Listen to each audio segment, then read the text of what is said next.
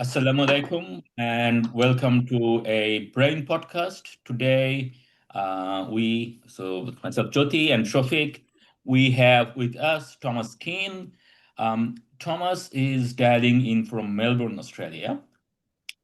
He is affiliated with International Crisis Group and he knows Bangladesh very well, having covered the momentous events of the last 12 to 18 months. But today we're talking to him not about Bangladesh as such, but about Myanmar, because he knows Myanmar just as well, if not better. Thomas, welcome to the show. Yeah, thanks so much for having me. I'm not sure I'd describe myself as a Bangladesh expert. I think I'll leave the politics to experts like you. But yeah, it's a pleasure, to join and to have the chance to talk about developments in Myanmar and Rakhine State. Cool.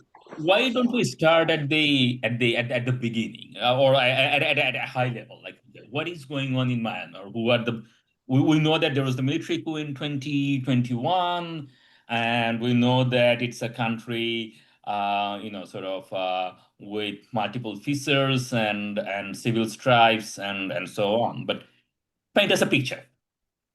That's right. Yeah. You can take a starting point of 2021, the military coup, but if we go back a little bit further, Myanmar, since independence, has always had insurgency, armed conflict, attempts to overthrow the state, and in the middle, you've had the military, which, in its belief, is holding the country together against these insurgent forces. So prior to the coup, there was around 20 what we call ethnic armed groups or ethnic armed organizations. Some had ceasefires with the central state. Others did not and had very inactive conflict.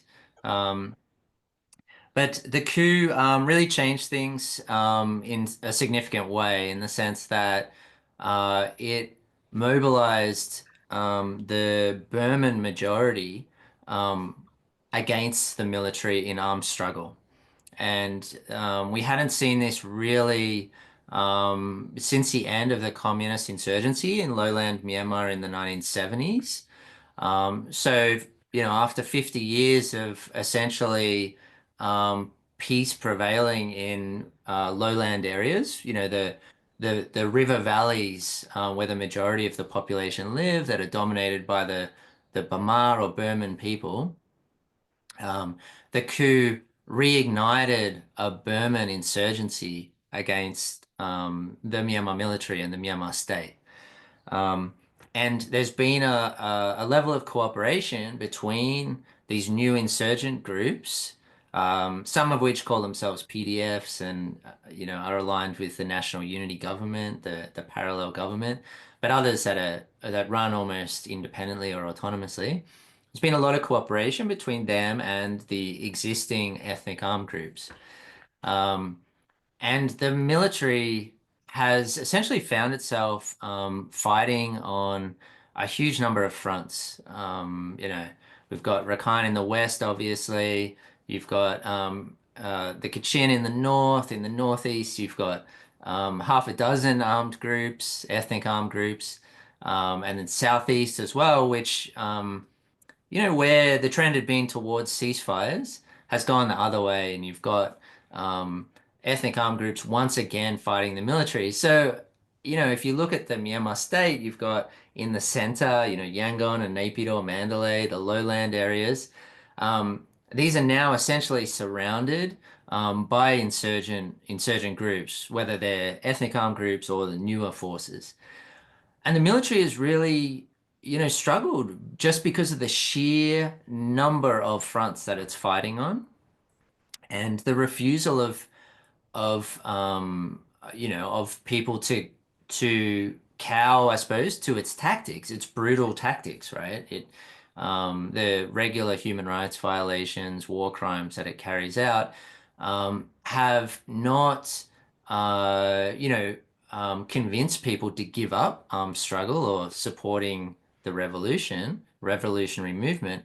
They've actually created more anger at the regime and fueled the insurgency against it. So, you know, until say late 2023, it seemed like things were kind of a little bit locked in a stalemate. I mean, the military wasn't able to eradicate the armed groups it was fighting against. But it also, the armed groups didn't seem like they could get the upper hand against the military. But then Operation 1027 was launched.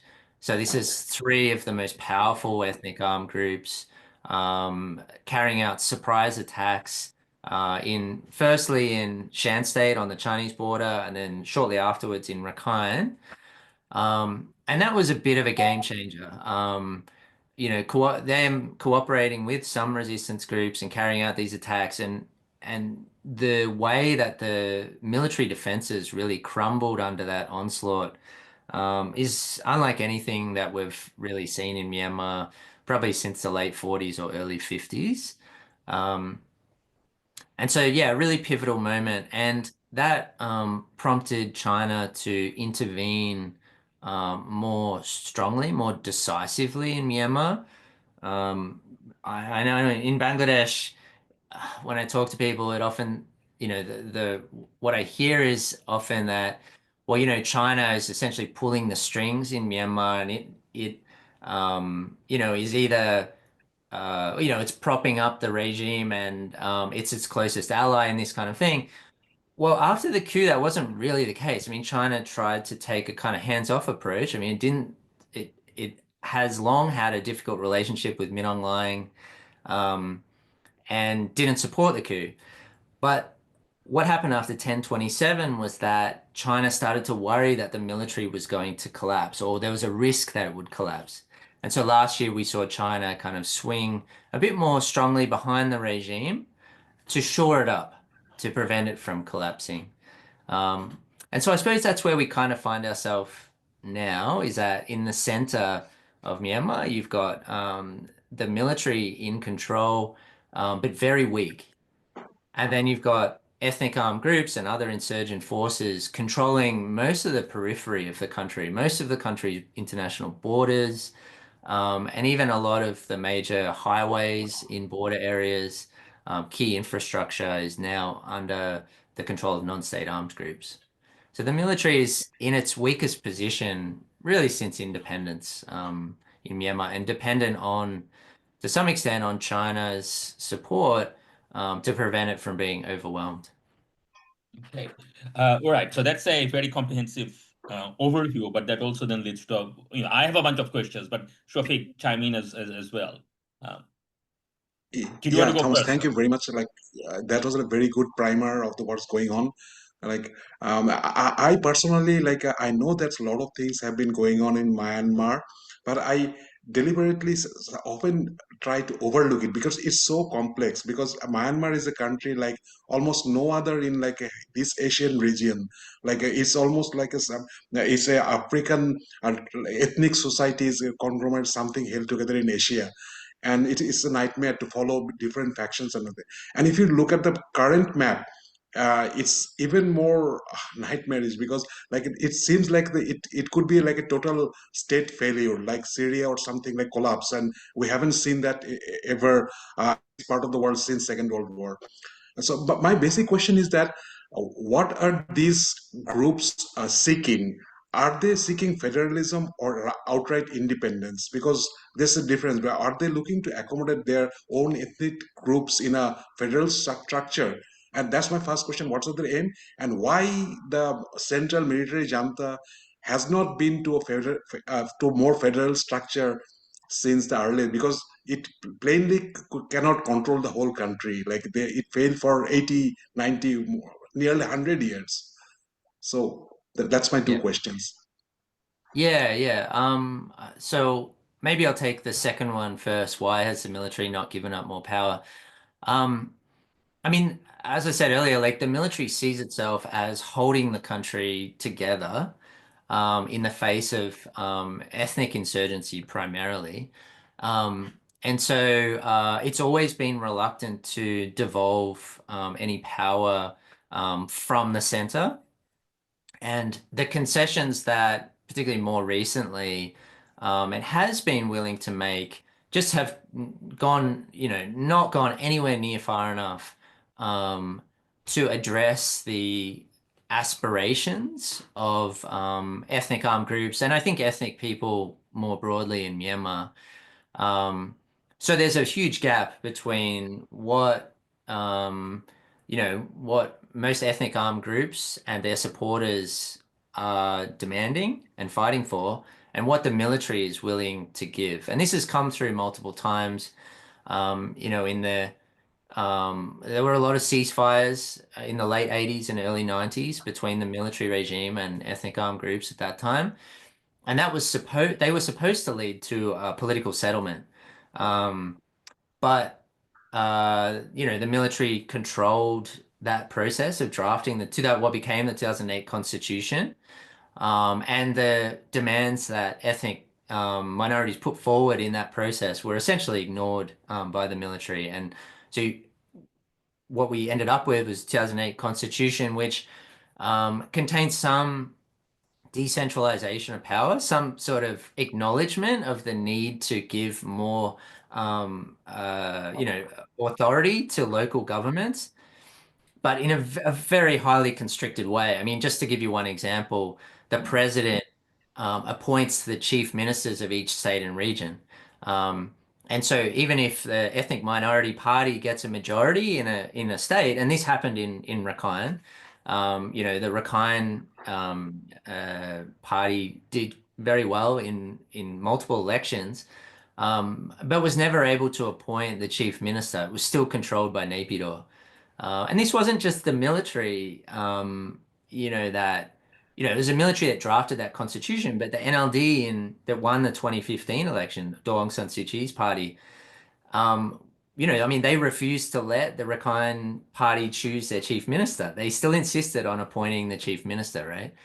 And so it's not, while it is now, the military refusing to grant this greater decentralization or devolution of power, it's been the Burma or Burman politicians more broadly, including the NLD, that until now have been unwilling to do it, not only the military. And among ethnic minorities is often referred to as Burma chauvinism, this kind of sense that, yeah, nominally we're all equal, but in reality it's the Burmans who are, who should control everything. And this is the kind of natural state of affairs, and the kind of ethnic minorities in the upland areas just need to accept the reality. So that has kind of been the motor or the engine of insurgency in Myanmar for decades. Yeah. So, sorry, can you remind me of your first question? Like I'll what? take Shafiq's first. Yeah, no, go on, Shafiq. Because I have Yeah. a follow-up with that. So you go. Yeah. So what about the current aims of the groups? Like, are they seeking Yeah. outright Yeah. independence, or are they still willing to accommodate within or like an expansive federal structure? Yeah, thanks. That's a good question. And just a Yeah. supplementary question with that, related Okay. to Shafiq, is the ethnic insurgencies or ethnic armed groups, do they have cross-border support? Maybe some of them do, maybe some of them don't. So yeah, sort of what kind of cross-border support there might be. So those are the related questions, I guess. Yeah. Okay. So in terms of the aspirations for ethnic armed groups, I mean, if we go back a long way, like post-independence period, quite a few of them did aspire to have independent states, and to break away, to secede from Myanmar or Burma as it was then. But over the decades, most of them have moved away from this goal, both privately and publicly. I mean, I think they recognize that, they were making these demands or had these aspirations. It was post World War II, decolonialization. Sure. There were a lot of new states being created at that time. So this wasn't sort of out of step with what was happening around the world. But over the decades, through the 70s, 80s, 90s, I mean, that became less of a trend. And I think now they recognize that the geopolitical environment does not favor the creation of new states. And so, whether it's China or Thailand or India or Bangladesh, that, you know, without the support of one of those countries, it's going to be very difficult for, you know, an independent state to survive, you know, if they did manage to break away from Myanmar. And so Especially in what, the uplands, right? They're landlocked. So, for example, Shan or Karen, like, sort of, they wouldn't have access to the sea, right? Even if they did no, they wouldn't have military access to, capture a yeah, whole that's bunch of right. land. Yeah. Yeah, they wouldn't have access to the sea, and transport is often quite difficult in these regions. Even without, you know, I mean, we're talking about very mountainous areas often. Um, and so really the relationship with neighboring states becomes crucial, right? And when we look around the borders of Myanmar, you know, there are ethnic armed groups that have managed to integrate closely with neighboring states. I think the United Wa State Army being kind of the you know, the key example here. I mean, they're in Shan State, on the border with China, and they have created a quasi state that is essentially integrated into, you know, the Chinese economy, the Chinese state.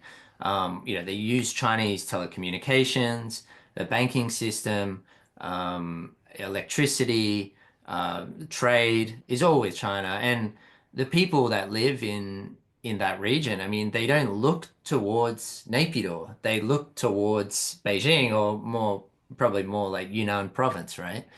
Um, but they're not independent, and they're not, you know, saying that they want to become independent. What they have is a high degree of autonomy. I mean, they're nearly completely autonomous. And they've built up their army to the point that the Myanmar military could never really dream of recapturing that territory from them. Yeah, the cost would just be too high.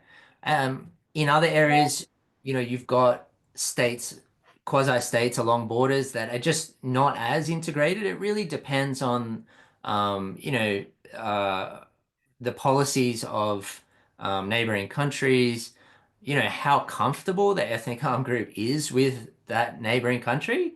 So even along the border with China, there's a lot of diversity, right? I mean, the Kachin, KIA have had a more difficult relationship with China over the years. And so there isn't the same level of integration with the Chinese economy and Chinese state, because it's something that the KIA themselves are not comfortable with. They would see it as a security risk to be too integrated and too dependent on China. A lot of it comes down to culture as well, right? How similar the cultures are and how comfortable they feel dealing with each other. So what we get, you know, is kind of two things, I think. One is, what is the stated aspiration politically? And it's on a spectrum. Um, you know, of probably, if we have independence at one end, which not many groups, if any, are really you know, aspiring to these days. On the other end is more like a federal system within a Myanmar state that has a central authority and power is devolved or decentralized to a reasonably high degree. And between those two, like, then you have maybe someone like a group like the Arakan Army that isn't so interested in federalism. You know, they talk about a Confederate state, and they do look towards the United Wa State Army as an example of, you know, I think what they want, which is a high degree of autonomy, very little authority vested in the central state. Um, but it is on a spectrum, and that where you place on that spectrum depends on, you know, geography, on culture, political ideology. But yeah, in this day and age, there's very, you know, not many groups, if any, are talking about independence anymore. It's just, I think, unrealistic. A follow-up question then would be that what are the political, I'm like, what are the political ideologies of various groups, particularly Arakan Army, but others as well? And related to that, you also mentioned that even the NLD, the democratically elected government, they also subscribe to the majoritarian sort of Yeah. inclination, right?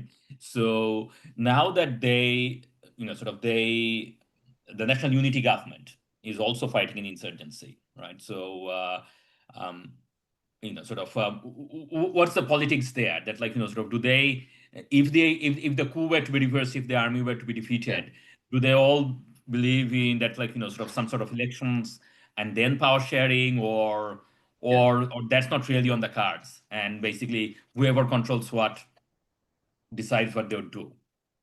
Yeah. Yeah.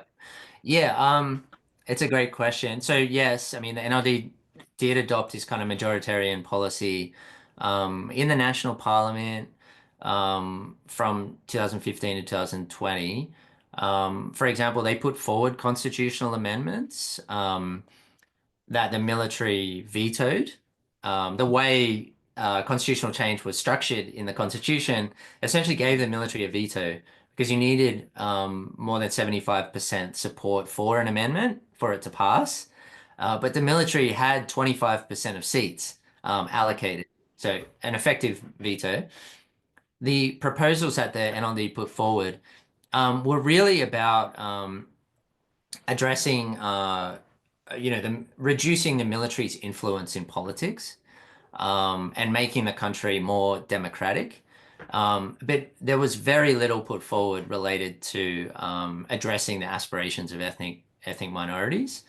It's a fair while ago now. So from what I can recall, the NLD defended this by saying, well, this is the first step. We need to reduce the military's power and make the constitution more democratic before we move into decentralization of power. If we decentralize power without weakening the military's influence, then it will allow the military to, if it can't get control at the national level, it will allow the military or create openings for the military at the local level to control things.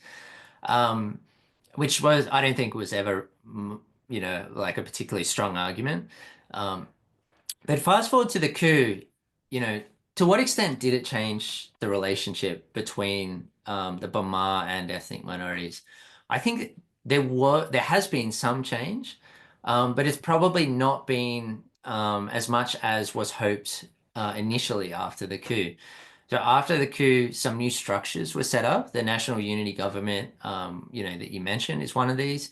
National Unity Government contained, it had much higher ethnic minority representation than there had been under the NLD government or the military-backed government before that. And so that was seen as a positive. And then you also had the NUCC, National Unity Consultative Council, which was supposed to, be a consultative body that would come up with a new constitution, for example. And a draft constitution was released fairly quickly. So there was some positive movement here, signs that the majority Burman population, as represented, in this phase by NLD politicians primarily, who had fled from central Myanmar after the coup, were interested in making concessions to minorities to, move towards some kind of settlement. And this was really out of necessity. I mean, the NUG, would have struggled to survive without the support of ethnic armed groups. I mean, for example, they need to base themselves somewhere in the country, right? And a lot of the NUG members base themselves in the liberated areas of ethnic armed groups. And also they wanted to create their own army, PDFs. So they needed some way to get weapons, to get training and so on. So they needed the ethnic armed groups for that as well. So it was a concession based out of necessity. What's happened over time is that process has really become stuck. It hasn't moved forward much at all. And those old tensions and suspicions between the majority Burmans and ethnic minorities have once again come to the fore.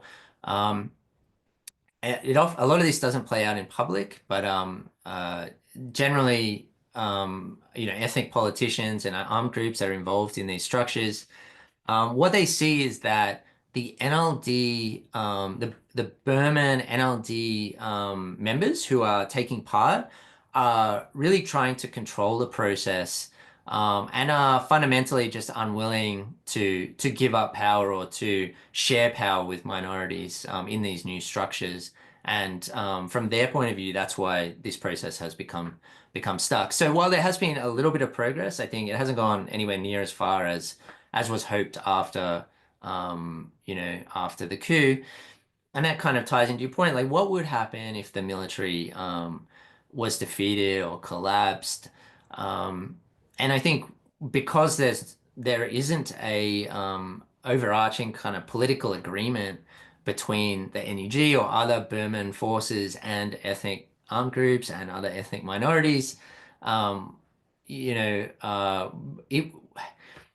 what we would get, I think, is a collection of states. The Wa controlling their area, the Ta'ang TNLA controlling their area, Arakan Army controlling their area, rather than some sort of integrated system, integrated politically, integrated economically.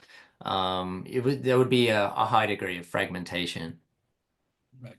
So, sort of we could end up with something like Somalia, where there is a nominally one Somalia state, but in reality there are like, sort of three quasi-independent or de facto independent countries, that do their own things, without formally being a independent sort of sovereign state, but de facto, Somaliland and Puntland having their, so something like that you could have the Shan in the north with integrated to China, but then you could probably have Arakan Army controlling their territory.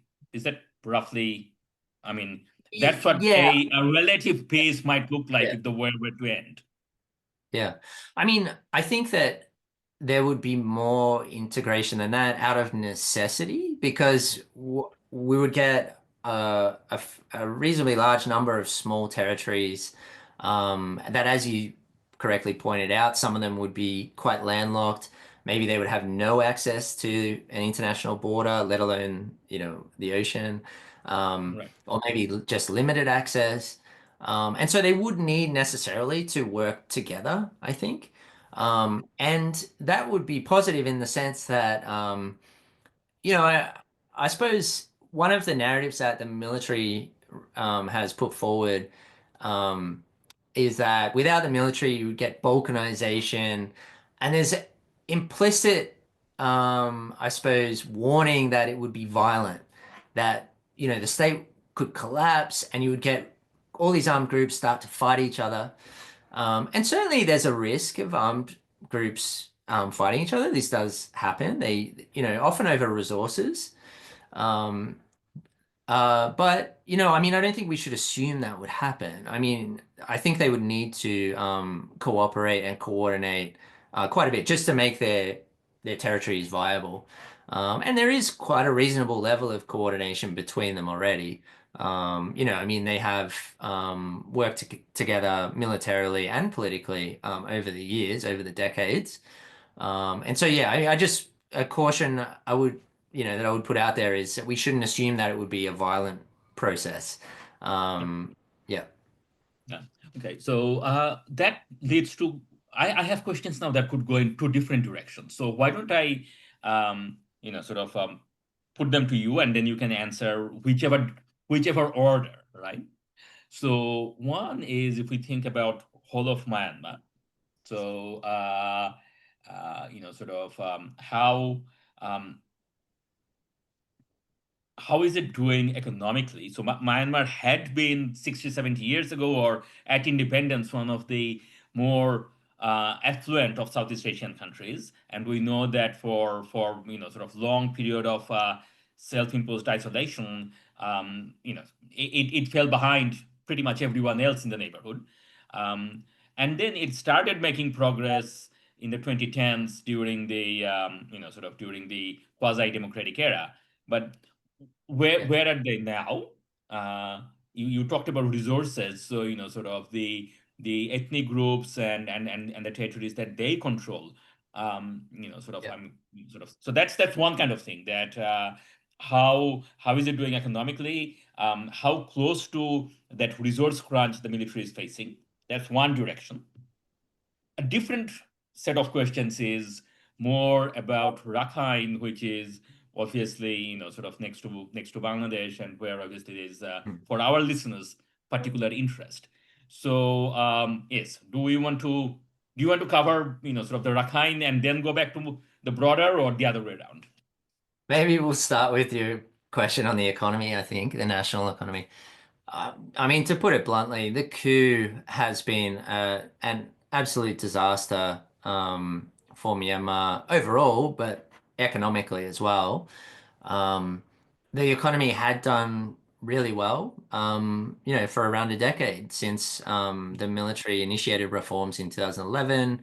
Um, there was there were political reforms, but there were also very important economic reforms. They really liberalized the economy and attracted a lot of foreign investment. The garment sector, for example, was competing with Bangladesh. Certainly not as big, but was growing at a very rapid pace prior to COVID. Um, but yeah, I mean, the estimates of what the counterfactual, like how big would the Myanmar economy have been today if the coup didn't happen? It's quite staggering. I mean, we're talking sort of 30-40% perhaps bigger. It's essentially not grown since the coup. We're talking a period of almost 4.5 years of no growth, negative growth, really. Um, and now, more recently, the earthquake as well, which I'm sure many of your listeners have heard about, this massive earthquake that hit in late March, and devastated, the kind of economic heartland, really, of central Myanmar, the city of Mandalay, right down the Sagaing Fault to Naypyidaw, the capital. Um, and this is done, well, the estimates from the World Bank are direct damage bill of around 10, $11 billion. And there's no resources really to rebuild. No state resources, obviously not going to be international funding coming in to help with the rebuilding. And people themselves, in this economic situation don't have the resources to rebuild. So that's been a disaster. But the thing is that the Myanmar military has this incredible capacity to extract what it needs to survive from the Myanmar economy. No matter how bad things are, it does find a way to survive. It has shown that through the decades. I mean, as you said, at independence, Myanmar, then Burma, was considered sort of one of the wealthier countries in Southeast Asia. Um, but the 1962 coup and the imposition of a socialist economy, absolutely devastated the country and turned it into the poorest country in Southeast Asia. Yet the military was able to maintain its grip. And so the military has the capacity to do this. Although what I would say is that in the past it has done this through dependence on natural resources in part. And some of those natural resources are now declining. So I'm thinking of offshore gas, for example. The gas fields that were developed in the 90s and 2000s have already peaked and are declining fairly rapidly. Um, and there's been no new investment in exploration or development for quite a long time, certainly not since the coup. So that source of income is just, dropping off a cliff. But also the loss of territorial control.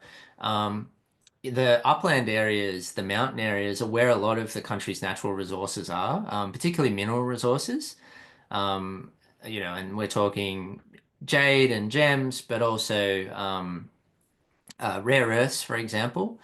And so the military has also lost control of these resources that in the past have been important for sustaining it. So you know, it's not a pretty picture for the regime, but I think, you know, they have shown this capacity, as I said, to extract what they need to survive from the economy. Yeah. So I'm reminded of an Anthony Bourdain episode from about 10, 12 years ago when Myanmar just started opening up, and so there are all these talks of hope and rebirth, and so sort of it's tragic to see that that hasn't happened, or like sort of 30-40% gap is a huge gap, right? So Yeah. I yeah. was just thinking about this morning, actually, because I was listening to a podcast about Vietnam and its sort of economic aspirations and, you know, that difficulty in reaching a sort of upper middle income, becoming an upper middle income country, right? And I mean, Myanmar, it felt like it was on track in a lot of ways. I mean, it had a lot of political problems and conflict related problems. I mean, we can talk about the Rohingya as well, right? But I mean, economically, the country was doing pretty well and a lot of people were coming out of poverty. Was taking advantage of a sort of demographic dividend. And now, you know, I mean, it may have just missed its chance to develop, right? And to reach, you know, even a sort of middle income country status. Yeah, I just think it's going to be really difficult. Will there be a second chance for Myanmar? It's not really clear. And I think that's really the tragedy of the coup in a lot of ways, is that opportunity that's been missed. Yeah. Would get into Rakhine and Rohingyas, obviously, but I think sort of we may go a Mm. bit longer than our usual 1 hour mark, because this is very important, fascinating stuff. If that's okay with you, Tom. Yeah. That's fine. Yeah, apologies if some of my responses are No, long-winded. no. This is very. I think our reader, our audience would find this very important and very useful. Um, so the next question before going into Rakhine and the Rohingyas, you mentioned that sort of the China has stepped in or shored up the regime because they fear a state collapse, wholesale state collapse, or sudden collapse of authority. Um, where does the US and other Southeast Asian neighbors and US's Quad partners, so sort of India and Australia and Japan, so where do the regional, the neighbors and regional powers, global powers, where do they all fit in this, this kaleidoscope? Yeah. Yeah, I mean, to a large extent, I think Western countries have outsourced the problem to ASEAN, and tried to get ASEAN to take the lead. Hasn't been a lot of willingness in Western capitals to take up the Myanmar issue, right? I mean, I think for a lot of governments, they look at it and go, "Whoa, this is pretty tough, right? How we can't see an easy solution here." So, you know, why would they sort of take the lead? It's easy for them. The path of least resistance is to say, "Okay, ASEAN, step up to the plate, and we'll support you on this one." And so I think that's really been the policy since the coup. And what Western governments have done is try to alleviate the humanitarian effects, the humanitarian impact, sorry, to the best that they can. And they've helped to resettle um, people from Myanmar, whether we're talking from, the Thai-Myanmar border, some Rohingya from Bangladesh, for example. So, trying to address the problem around the edges and alleviate some of the suffering, but really leaving it to ASEAN to deal with. There is a lot made of sort of the US-China rivalry, but I think certainly under the Biden administration, there was not really any desire in Washington to make Myanmar a sort of geopolitical battleground. Um, and there was, to some extent, a degree of consensus, but a sort of understanding, I guess, between Beijing and Washington, I think, on Myanmar, that neither side would drag the other into the conflict in Myanmar. Um, but I mean, the reality is this is China's backyard. And when it got to the point that the military seemed like it was teetering, and this is in middle of last year, that it felt it had no choice but to intervene, in a way that it had not done previously. Um, just because, you know, it has economic interests. The China-Myanmar Economic Corridor. There's already billions of dollars invested, so it's about protecting assets. It's also about stabilizing the border, preventing the conflict from spilling over the border. And I think to some extent, a degree of wariness about the NUG and the perception that the NUG is Western backed, and that if the military collapsed, would the NUG, try to assert control, take power in the center?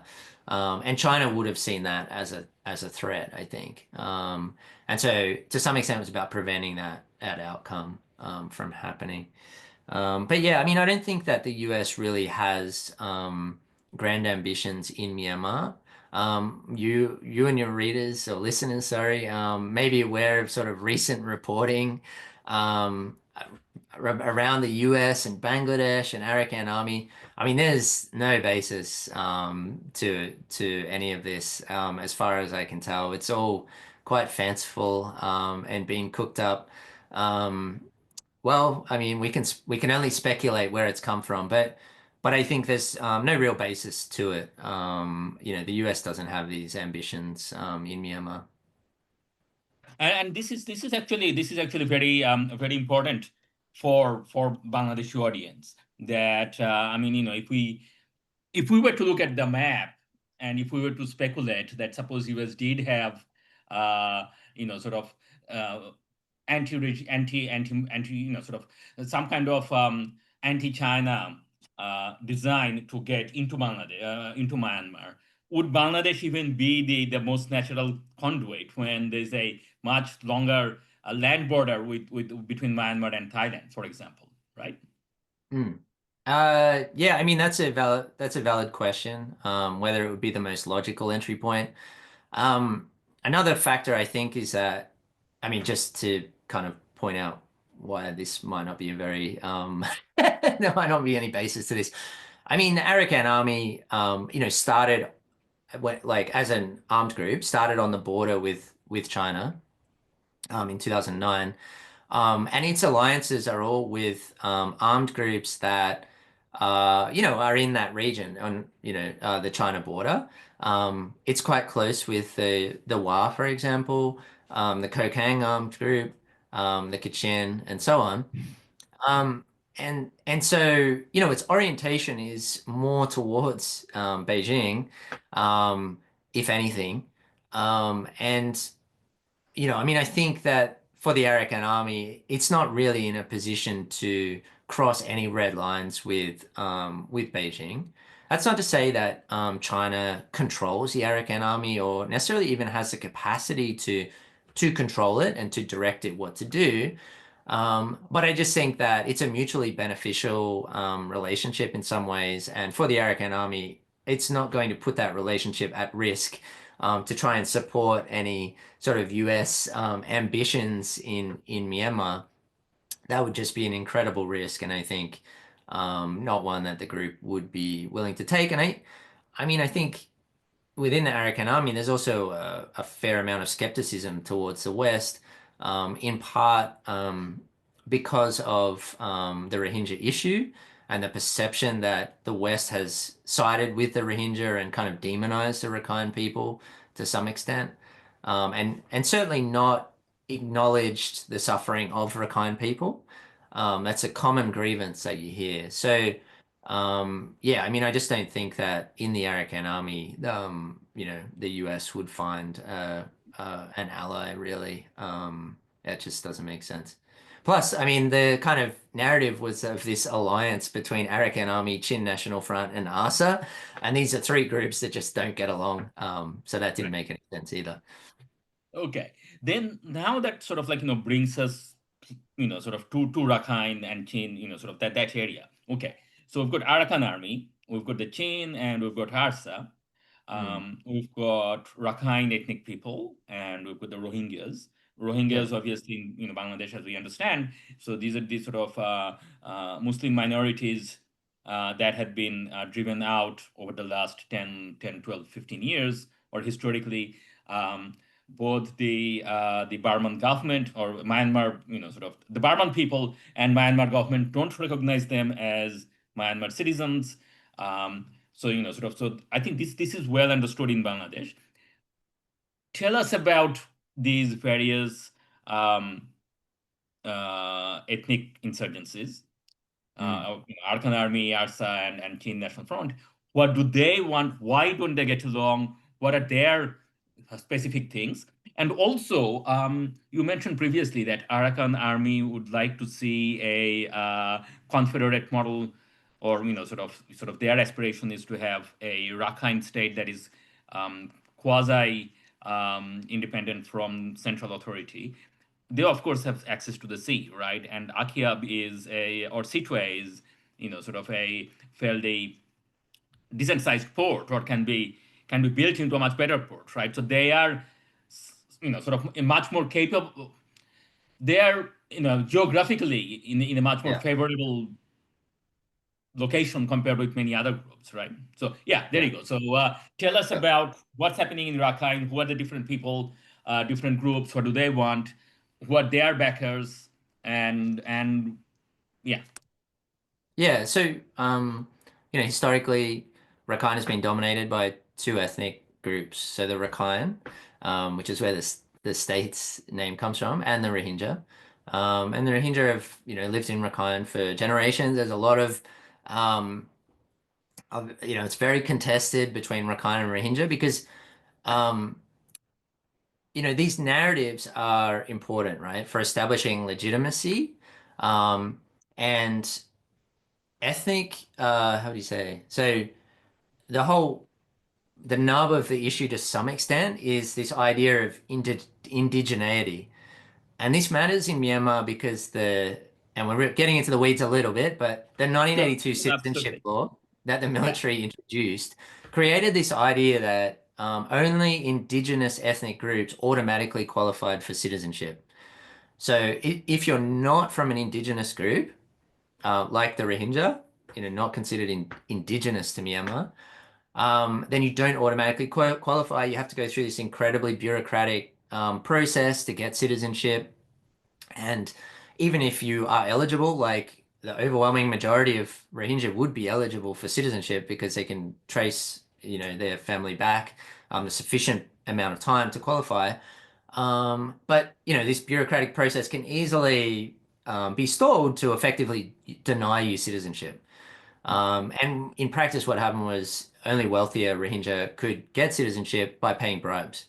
And I'm not saying that those who were paying bribes were ineligible and were able to get it because they're paying bribes. Basically, they're paying bribes to get the state to do what it should be doing, right? And so you had the vast majority stateless, and so incredibly vulnerable. But also you had the Rakhine community. I mean, Rakhine was by some measures, the poorest state in Myanmar, in the 2010s. And so the Rakhine had a lot of their own grievances of neglect from the central state, political marginalization, as I mentioned, the Rakhine people had voted fairly overwhelmingly for Rakhine political parties, but got very little power. And so these senses of grievance fueled the Arakan Army insurgency through the 2010s. At the same time, you had, after 2012 communal violence, you had a lot of restrictions on Rohingya that fueled the ARSA insurgency in northern Rakhine.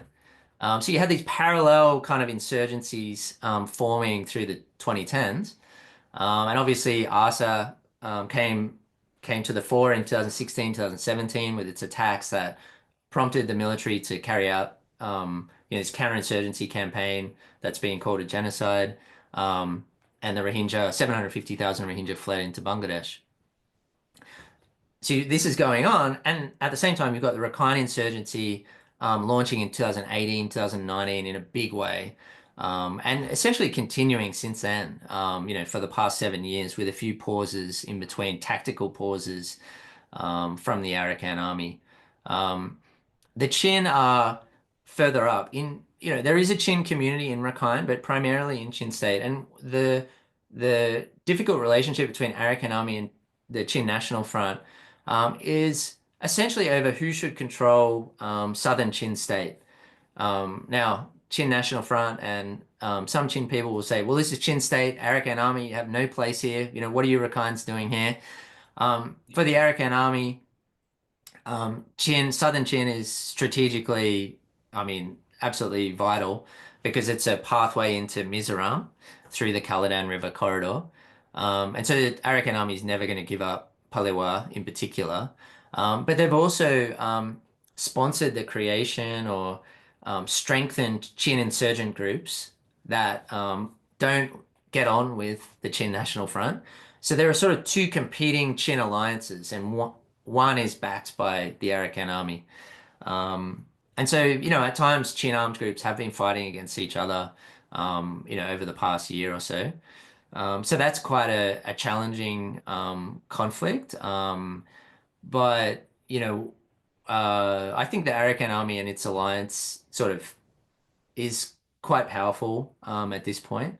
And so that, in a way, that should, you know, as long I think as they leave sort of central Chin for the CNF, Chinland Council, that should avert like a larger scale conflict.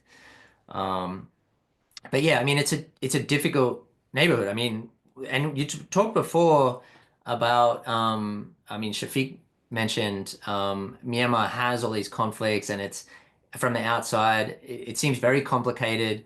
And a lot of it relates to the ethnic diversity of the country. I mean, officially 135 ethnic groups. You know, that list is quite discredited, but it gives you a sense of how diverse the country is. And many of these ethnic minorities, because their aspirations, political aspirations, have not been met, you know, or have been rejected by the Myanmar military, have resorted to insurgency.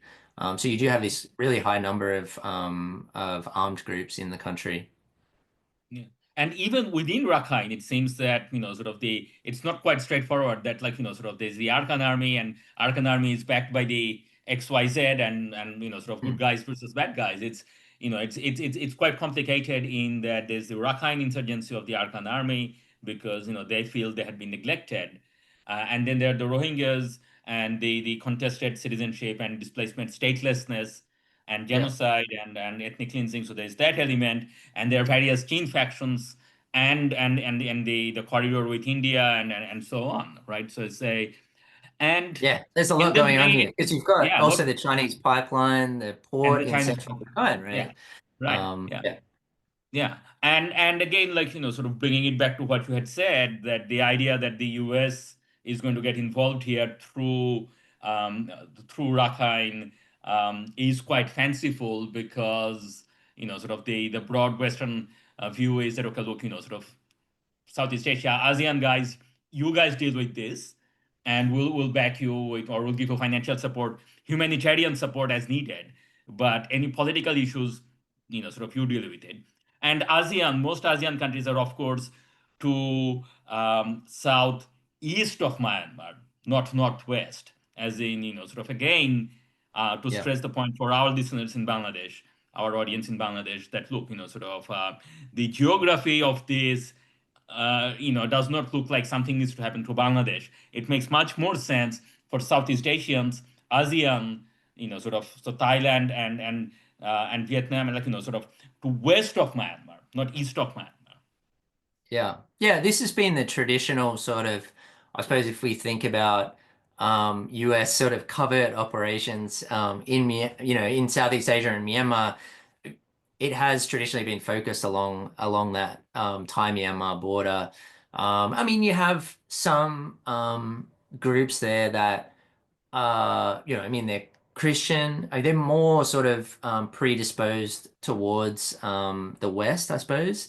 Um, that's not to say that they've traditionally received like a huge amount of support, but that would be the more natural place if the US wanted to get involved in Myanmar for it to happen. Now, as I said, I don't think that's going to happen. I mean, we've got to like the US now is very isolationist. The idea that they would be interested in getting involved in Myanmar in a serious way, I think just doesn't stand up to scrutiny. And even if they wanted to, there's just not the opportunity there, I think, for it to happen. So then, bringing it even closer to Bangladesh. So Arakan Army now controls most of Rakhine. Would that be reasonable to say? Or they are at the moment they are the strongest uh, in the strongest position militarily amongst various players. Is that Yeah. would that be reasonable to say? Yeah. I mean, 90% of the territory in Rakhine would be under Arakan Army control now. The military really just controls three pockets around Sitwe, around Chalkpyu, and these are very small kind of areas, to be honest. And also an island called Manong, um, which is not particularly significant. But you can imagine it would be quite a challenge for Arakan Army to invade an island that's well defended. So yeah, And Situa is the big city, right? Sittwe is the capital of Rakhine, and Chalkpyu is important because of the pipeline. There's electricity, power plants. The Chinese are building a port there. So it's important because of its infrastructure and sort of geo strategic significance. Yeah. Yeah. I can So across the border from Bangladesh is Rakhine, is basically Arakan Army control, right? Oh, So the entire border now is under Arakan Army control. Yeah, absolutely. The Arakan Army captured the last military base in Mongdo Township last December. So since then, the military has not had a presence in northern Rakhine State. Um, but some Rohingya armed groups are still there, contesting sort of Arakan Army control. We can talk a bit more about that later if you like. I can see that Shafiq has posted a few questions as well. So there was just one that maybe ties into this. Where are the insurgents getting their arms and supplies from? So primarily, this alliance that the Arakan Army is part of, it's a sort of informal alliance of northern armed groups. They tend to get their weapons from the UWSA, which has uh, factories that produce weapons. And so you see them using sort of Type 81 imitations, which is a Chinese assault rifle, fairly uniformly.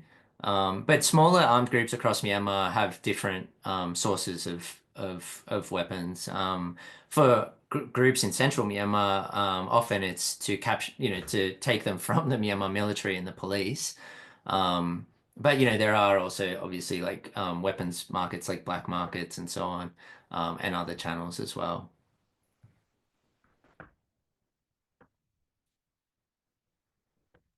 And a related question that Rafik had also asked, right? So obviously from Bangladeshi perspective, repatriation of Myanmar would probably be the single biggest issue or single biggest policy objective.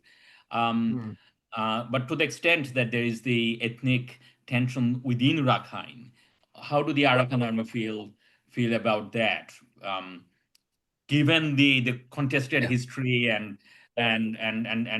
ethnic politics that comes with it. Yeah, I think so. Shafiq's question,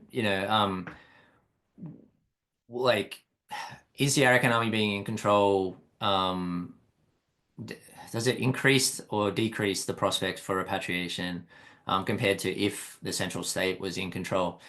Well, the repatriation wasn't going anywhere before, right? There had been two attempts at repatriation in 2018, 2019. And Rohingya weren't willing to go back because they weren't getting any guarantees on citizenship and other demands around security and so on, return to former villages. So, I mean, Arakan Army is not necessarily in a position to give guarantees on citizenship. I mean, it can issue documentation, I suppose, but is that going to be recognized anywhere else in the world? Probably not. So that's certainly a challenge. But primarily, it comes down to trust, I think. Like Rohingya, even after the refugees that I've spoken to, even after 7, nearly 8 years, are desperate to get back to their homes in Rakhine State. So the desire is there, but can the trust be built to move this process forward? And at the moment, unfortunately, it's going in the other direction for various reasons, including insurgent activity, Rohingya insurgent activity in northern Rakhine. But yeah, I mean, it's going to be incredibly difficult, I think, at this point, to convince or to create that trust so that Rohingya in the camps feel like they're going back to a safe environment in which their rights will be respected. That's sort of a separate question as to what the Arakan Army's intention is. I mean, I think the Arakan Army is kind of pragmatic on this point. To them, the relationship with Bangladesh is more important than it is for Naypyidaw, right? I mean, for Naypyidaw, it's the relationship with China, with Thailand, with India is more important than the relationship with Bangladesh. And so making concessions on the Rohingya, I mean, it just isn't as essential for state survival, right? But I think for the Arakan Army, it's going to be very hard for their quasi-state to function without some degree of cooperation with Bangladesh. And so recognizing that, I mean, I think there's a willingness to try to make progress on repatriation, and to certainly signal that they are not against repatriation. And I think they're pragmatic about it. But is pragmatism enough to build trust with the Rohingya community? I think that's going to be the challenge, really. And I guess the flip side of that, or that puts into context the strategic dilemma that Bangladesh government, not just the interim government, but any elected government that might follow it, faces. Yeah. Right. On the one hand, the de facto control of the Myanmar central government is gone Yeah. from the border. De facto, we have the Arakan Army controlling the sort of the border and Rakhine. On the other hand, and like sort of, and because that's sort of any repatriation would have to have to be through working with Arakan Army, and Arakan Army led government or quasi state is probably more willing to cooperate on that front. So that's on the one hand, but on the other hand, these guys are not. Contrary to what is understood in Bangladesh, these guys are not necessarily they're not pro-Western. They're not propped up by the U.S. If anything, they have closer links with China, and therefore, sort of any Bangladeshi strategic direction on that front would have broader U.S.-China considerations. Would that be reasonable to sort of to say? That Yeah, I mean, dilemma.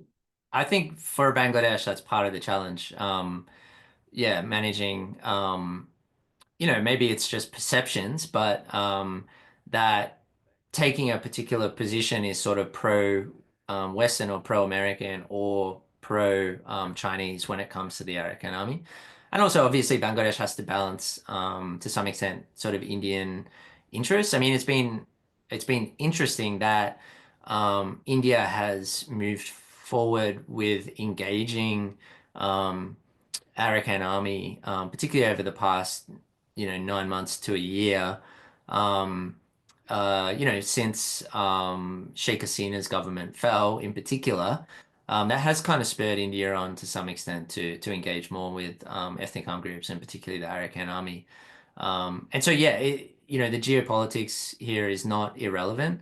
But I think primarily Bangladesh the government needs to come up with a policy that is in Bangladesh's interest. So yes, taking into account, the implications for its relations with China, India, the US, but really focus on Bangladesh's interests first as it deals with Arakan Army.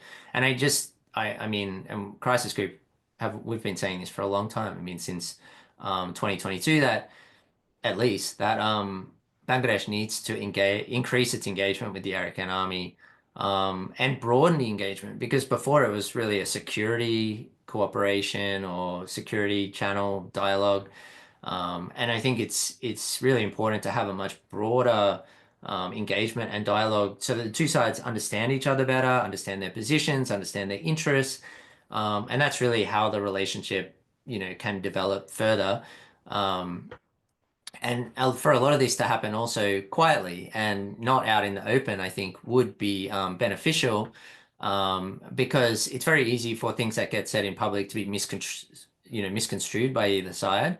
And certainly, I think, with some of the recent uh, things that are going on in Bangladesh, Arakan Army, I think would be looking at it going like, what's going on here? Like, how are we getting dragged into this? Yes. And probably have not a lot of sort of patience for Bangladeshi politics, and how that's impacting them. So that I mean, I think it's just really important to broaden that relationship so the two sides understand each other better. So in that context, of course, in Bangladesh, there's all sorts of rhetoric going around, humanitarian corridor Yeah. that the interim government actually talked about and then backtracked away from it. And of course, sort of Bangladesh. So we don't want to get into Bangladeshi domestic politics, but just tell us, sort of this idea of humanitarian corridor. I mean, what exactly is it, or what Yeah. might it actually mean, and how that relates to this engagement with the Arakan army? Yeah. Yeah. Um, so when the Arakan Army launched its attacks that ended the last ceasefire, so we're talking November 2023, Operation 1027. One of the first thing the military did was the Myanmar military was to blockade the state. So Rakhine is separated from central Myanmar by a mountain range. There's only really 3 roads from Rakhine into central Myanmar over the mountains. And so it's very easy for the military to prevent supplies from getting in. They control the ocean. I mean, they have a navy. They can blockade these 3 roads, and also they control the airport. So, they prevented essential goods from coming in. So fuel, agricultural inputs, as well as food products, medicines, basically everything that you need, to function, have a functional economy. Um, and this created shortages right across Rakhine. To some extent, this has been alleviated by trade with Mizoram through Palewa. Excuse me. But there was an opportunity, I think, for Bangladesh to informally allow trade, certainly, with Rakhine State, but also potentially some humanitarian assistance. And that could have been a way to also build trust with the Arakan Army, right? To engage with the Arakan Army. But the direction that the interim government went was to try to establish a formal corridor, humanitarian corridor, with the UN involved. And for that to work, I mean, Naypyidaw would have to agree to it. And that was never, in my view, likely to happen. When we think about the fact that the Myanmar military is blockading Rakhine State to prevent goods from to prevent goods from central Myanmar getting into Rakhine, why would they allow a neighboring state to Right. officially send goods in over the border? It doesn't make any sense to me. Um, and so, the interim government pursued this approach that I think was never likely to work, and now it has become a domestic political issue in Bangladesh, and I think they've been forced to back away from the idea. But I think what could have been potentially feasible was something that was informal, quietly done a bit under the radar. Um, and what would the purpose have been? I mean, uh, stabilize the border area, like from the Bangladesh perspective, stabilize the border area, ensure that communities in northern Rakhine have access to affordable food, medicines, essentials to survive. and not create a competition for resources.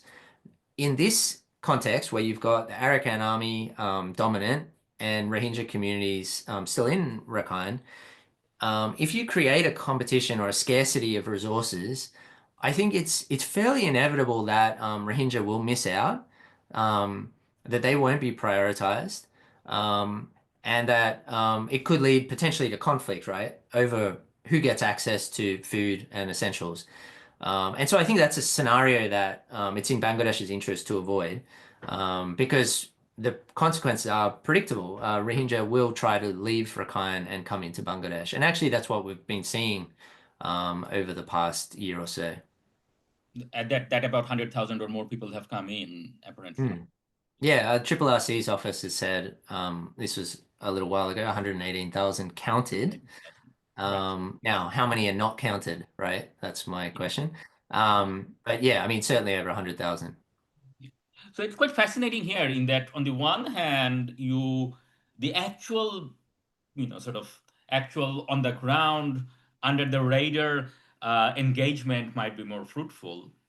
But on the other hand, sort of you want to do the transparent thing, you want to bring the UN in and all of those things, except that sort of that was never going to work, and it seems that it's not working. But in the process, we have probably made the under the radar engagement, the practical engagement that might have been possible, we probably have made that more difficult, which is, I mean, sort of this is tragic and ironic at the same time, right? So Yeah, it's unfortunate that it's panned out in this way. As you say, it has made engagement more, not just on, whether it's some humanitarian assistance or informal trade, but just relations more broadly between Bangladesh and Arakan Army have been strained by developments over the past few months, and particularly, I think, recent weeks. So that is really unfortunate. Yeah, I mean, like I said, like I don't think the Myanmar military was ever going to agree to this plan. What I didn't really anticipate was how it would become a domestic political issue, and how it would become a stick to sort of beat the interim government with. Um, and that's probably my sort of lack of understanding of Bangladeshi politics. Maybe that was obvious. I don't know, but it seems like the interim government also did not expect that to happen. we're looking at the time. We have gone way beyond our and the hour that we usually sort of do these things. But this has been a fascinating discussion, um, and sort of the things in Bangladesh are very fluid and complicated as it is. But Myanmar seems many many many more fold. Very last question before we pause, which is how do you see things playing out in Myanmar over the next year or so? Oh no, Broadly, as well as in I was Rakhine. hoping you wouldn't ask for a prediction. Well, what I always say is like, I mean, we talked about the complexity, right? Of Um, course. there's so many different factors at play here. If we think about Myanmar, um, there's probably 30, 40 reasonably large armed groups opposing Mm. the central state. The military also has there are armed groups as well that are on the military side. They're proxies for the military. And you've got, China, India, Thailand also with shifting policies, economic factors. I mean, we could be talking about conflict and, the armed conflict, the state of the armed conflict, and the economy starts imploding in Myanmar, and that brings down the Myanmar military. And, so there are many different factors that can influence how events unfold. It's just very difficult to make predictions. But I think if we think about probabilities, the probability of regime collapse peak was at its peak sort of middle of last year, and China moving in to shore up the regime, not to support it, not to support Min Aung Hlaing, the junta chief, or the military necessarily, but to protect China's own interests, has certainly reduced the prospects for, the regime collapse in Myanmar, and increased the likelihood of, this continued sort of fragmentation of the Myanmar state. As I said, That doesn't necessarily entail sort of warring mini states, slugging it out, and targeting, civilian populations and sort of ethnic conflict. That is a possibility that we need to be, cognizant of, but it's not necessarily the most likely outcome. This continued informal cooperation against the Myanmar military is more likely, because collectively it's in the interest of the anti-military forces to keep the military weak. So, although they may not have political agreement amongst themselves over where Myanmar goes in the future, they do have a shared common interest in making sure that the Myanmar military does not manage to strengthen itself, because that leaves them all vulnerable. So Right. the most likely outcome for me is a weak central state, with pretty strong sort of statelets or quasi-states around it, controlled by ethnic armed groups primarily, and a very weak, dysfunctional Myanmar economy, in the center of the country. That to me is the most likely outcome, and unfortunately for the people of Myanmar, I mean that is not a pretty picture for the most part. It's a lot of unrealized aspirations, sort of a bit of a limbo, to be honest, between what was there before, which was a sort of fairly strong state, I guess, a lot of state control anyway. And, but not quite at the point where ethnic armed groups or ethnic political forces can develop, really viable functioning states. I think that's going to be the real challenge for the Arakan army. How do they make this state work? We talked earlier about this being, a territory that has a seaboard. This is quite unique in Myanmar. All the other ethnic armed groups control upland areas, landlocked areas. But can they take advantage of that? It's very difficult. The Myanmar military still has a navy, not a very particularly strong one. But nevertheless, that gives it an advantage on the waterways, and will make it difficult, for the Arakan army to take advantage of its geographic location. Yeah, so I mean, I think it's going to be very challenging for Myanmar and for its neighboring states, right? For countries like Bangladesh, Thailand, and India, they'll be dealing with the fallout from Myanmar, for years to come, I think. Mm. And for Bangladesh, it seems that the Arakan army is going to be around on Yeah. our southern border, and some kind of engagement, some kind of trust building, effective trust building rather than sort of megaphone diplomacy, would Yeah, have to be absolutely. would have to be on the card for whatever elected government may follow later this year. So Yeah, and I think if we can just keep going just for 1 or 2 more minutes, sure. we didn't talk about Rohingya armed groups, and I think this is a big challenge for Bangladesh. It's a real thorn in the side, I suppose, for relations with the Arakan army. Arakan army does not accept the legitimacy of Rohingya armed groups, rightly or wrongly. I mean, that's the reality. And generally, that's the case in Myanmar. I mean, the ethnic armed group, or EAO kind of acronym, is applied to ethnic armed forces, but Rohingya armed groups are referred to as terrorists. It's a delegitimization strategy, and it's not just the Arakan army. I mean, this is other ethnic political forces as well, and the Burmans generally refer to them as terrorists because they don't accept their legitimacy. So the reality is Arakan army, does not accept Rohingya armed groups, sees them as a security threat. And, they are, particularly ARSA is active in the border area and has been carrying out attacks in recent months. And this has, led to counterinsurgency responses from the Arakan army that have prompted more and more Rohingya to flee into Bangladesh. So it is directly harming Bangladesh's interests, increasing the scale of the refugee crisis, and putting any potential solution sort of further away, right? Moving away from any potential solution. So I think that's a critical issue that Bangladesh needs to grapple with, because you know, while Rohingya armed groups are there and active in the border area, it's going to be very difficult to have an effective positive relationship with the Arakan army. That's a very vexing Yes. problem. Very vexing. We're going to end on a very vexing. We usually like to end these things on a positive note, but I don't think we can spin it at all to end on a positive note. It's a challenge. Okay. Yeah. Did you have any last questions before we say goodbye to Thomas? No, so sorry, like I wasn't able to participate. My connection is like horrible, but like thank you very much. Like it has been very illuminating, especially the last parts where Bangladesh was directly concerned.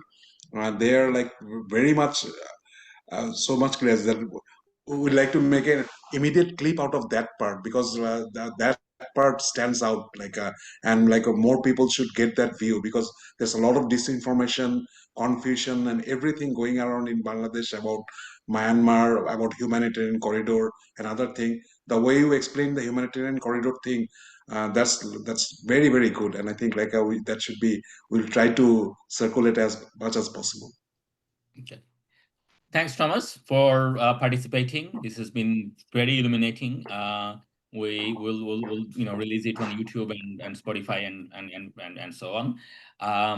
Once again, thanks for joining. No worries. Thank you. It was a pleasure. Thanks. Okay, now we're going to stop. Okay.